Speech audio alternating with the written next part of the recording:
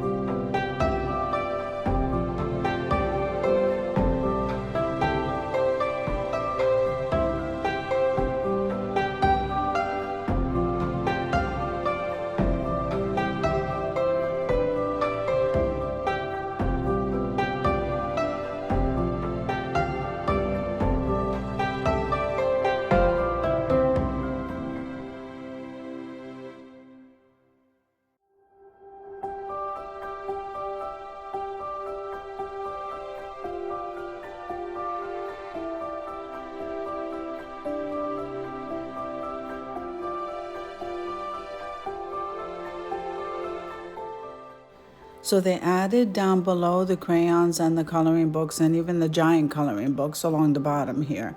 Okay, and then you have the other section that we're heading over to now, where they have the adult puzzles, regular puzzles, bedtime stories, and just those game books that they have, which I think is really nice. So I'm going to show you that. I hope you enjoyed the video. If you did, click like, share, and comment. Don't forget to subscribe to the channel, and don't forget to hit that notification bell so that you can get notified every single time I upload a video. Have an amazing day, guys.